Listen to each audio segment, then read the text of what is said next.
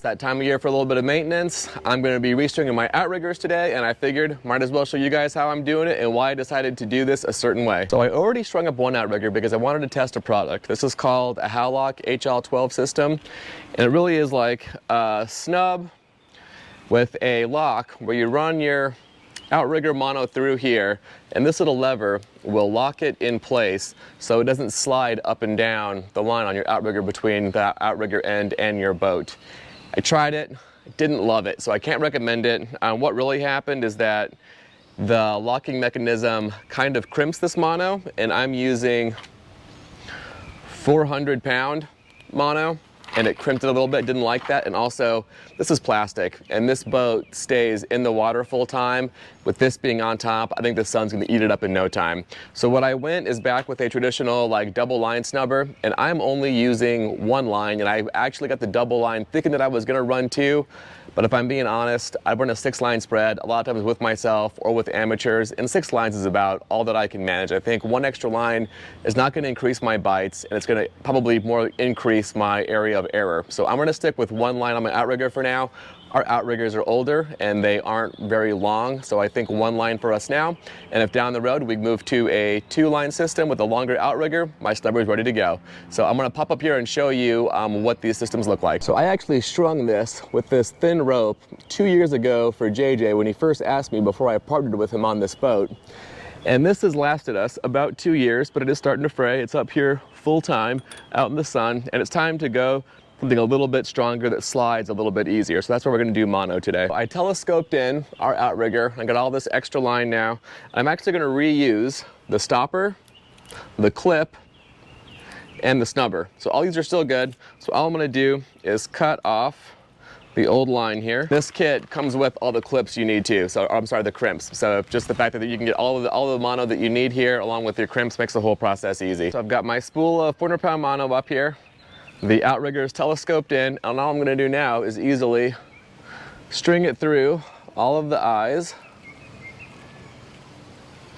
and then I'm going to bring out a whole bunch of slack, and I'm going to start telescoping this out and letting slack out so I know about how much line to put on it, and then I'll show you how I get specific here. I think Outrigger is extended. I've got the mono ran through all the eyes. I've got slack around both sides, and now I'm going to swing the arm out and finish measuring how long I want to cut this. I've got all the slack here.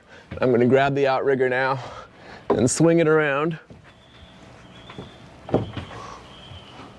And now I'm going to go raise it up to about the level that I like to keep it on when I'm out there fishing. Everybody likes to keep their Outrigger kind of at a different height. 95% of the time I use mine at the same height every outing. Once in a while I'll raise it up just depending on the lure. It's not tracking right. I want it to be a little bit higher out of the water. But usually I keep mine right around here somewhere, and you'll find that your Outrigger kind of bites at these like different levels, and you want to find somewhere tight where you normally have it, and that's how mine normally runs. So that's my normal depth, and now I'm going to go connect it to the snubber, and the snubber will allow you some flexibility of being able to raise it while still keeping tension on it. So I've got my line fully extended, and I've got it tight enough just to give me an idea. So I have all this extra slack down here that I'm not going to use. So what I want to do is just get close enough to cut so I can work the line better. So I'm going to have my snubber here. I know that I'm not going to need more than like this amount. So I'm going to go ahead and grab this and cut this off for now. And now my line is easier to work with. So first thing that I'm going to do is put on a stopper. And the stopper is what helps keep your clip out of your last eyelet up there. So you're going to go stopper first. And then you're going to go to your clip. And I'll grab my crimp. First thing I'm going to do is take my crimp and slide it on one side. Then I'm going to take my clip swivel and put that on. And then take the line with the swivel in back through. This is 2 millimeters and 400-pound line. So it is a little bit tight, but that's what you want. We want this to hold up for years of service.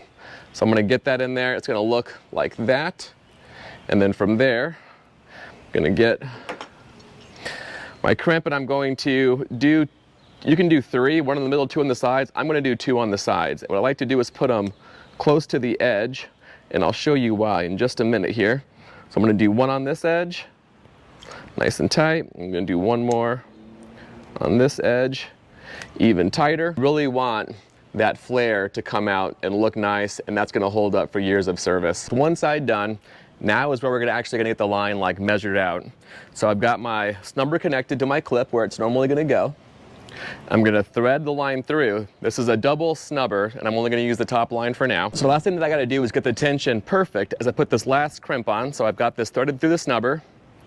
I'm gonna put the crimp on first. And now I gotta make this loop, and in making this loop, I'm also going to dictate the final tension that I'm gonna put on the snubber when I make this final cut here.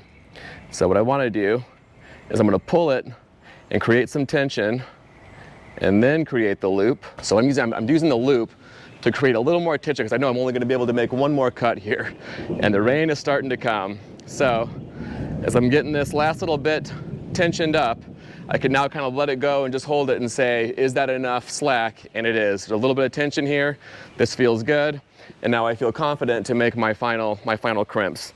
So I'll start with the one furthest away from me so I can lock this in place. And I wanted to give it a nice flare.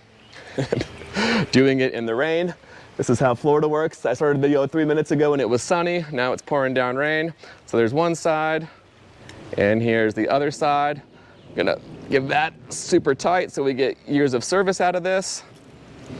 Then I'm gonna clip off the excess. And now, this is nice and smooth. So I send the clip up, bring the clip back, and this feels great. And I'll do the same thing on the other side, and now these Outriggers should give us years of service. Ideally, I actually want to get some new, nicer Outriggers. If you're wondering if I made it off the boat in time before the rain hit, I did not. And the Outrigger is still extended. While we're waiting for the rain to stop, check out these other great tutorials and videos.